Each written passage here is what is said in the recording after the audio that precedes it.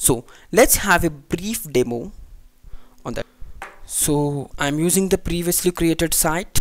So coming to the default website, I'm simply adding a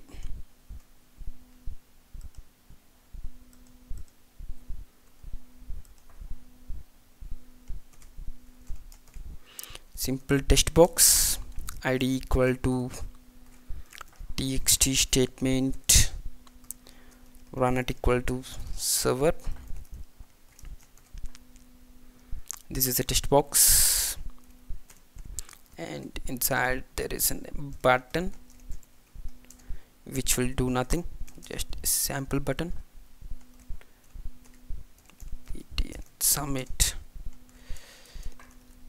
test equal to submit, run at equal to server, and a simple label. If any exception comes in our application, it will display that message in this label. LPL message, run at equal to server.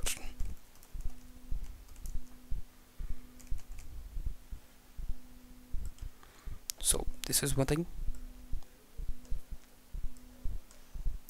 Go to the design mode.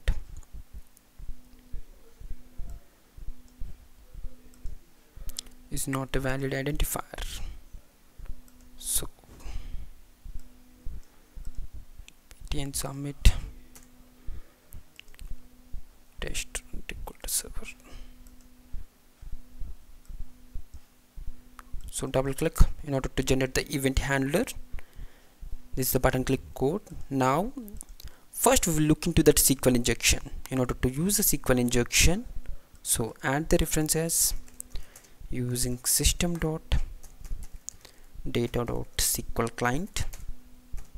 So I'm just writing SQL connection con equal to new SQL connection of blah blah blah.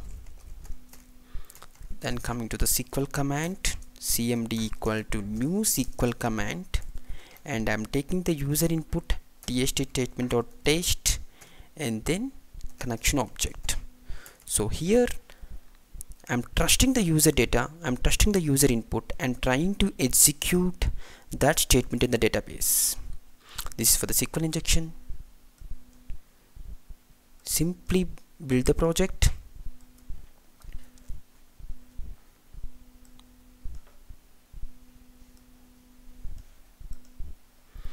So build succeeded, go to the tools, cat.net, execute it.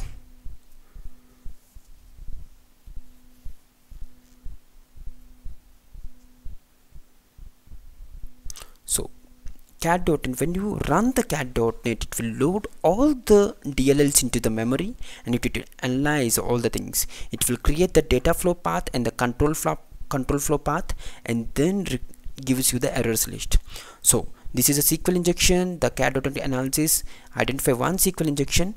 What is the data flow start is default.aspx.cs and data flow end is the same method, and this is the details pane in which you can see all the rule ID and what is the description of that and what is the resolution you can do for that error. And this is where it will show the file name and the line number and the statement also clearly. So if you double click this one, it will directly show that statement. So that is the power of cat.net. So this is a SQL injection because you are taking the direct user input and you are executing in the database. That is a security vulnerability which we'll get from the SQL injection. So now coming to the next security vulnerability, like do not disclose the entire exception to the user. So what usually the developers will do is they will write the try catch statement, they will catch the exception and they will show this exception lbl message dot test equal to ex dot message.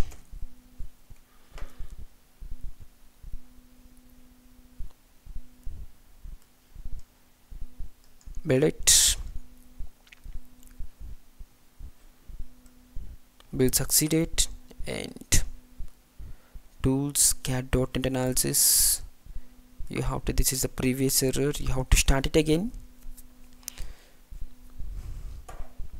So now you are getting the two vulnerabilities. Then is a exception information, and what's the detailed information is this rule detects information disclosure through unsafe exception handling. What is the resolution? Do not provide the user with specific information, exception information. So, and third one is user redirection to the user controlled site. For suppose if you're using response.redirect to txt statement.test, again build it,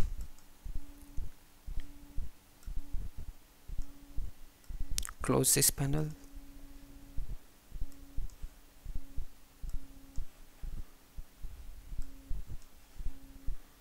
and go to tools, cat.net analysis, execute. So now you are getting the third error, that is a new error, redirection to user controlled site. So do not allow offset redirection to absolute URLs.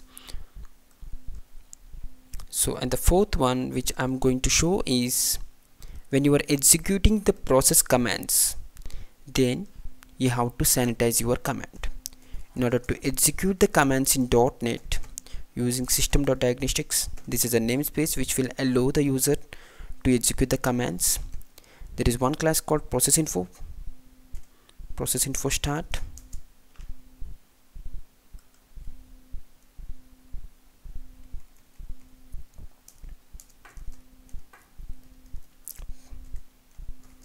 process info equal to new process info, which will take, there will be another process start info, so which will take through two parameters. One is what is the file name you have to execute, it's cmd.exe, and second is the parameters. So I am taking the user input as the arguments, and I want to execute this statement in the command prompt. So process class will be there, click on process equal to process dot start of, so it will take the process start info, process info, sorry,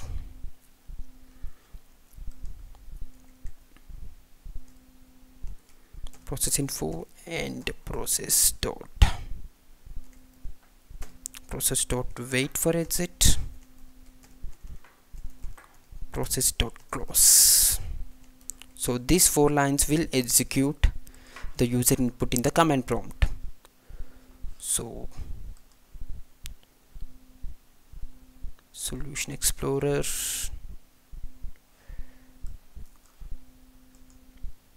rebuild succeeded. Then go to the tools, cat.net analysis, these are the previous errors, click on start.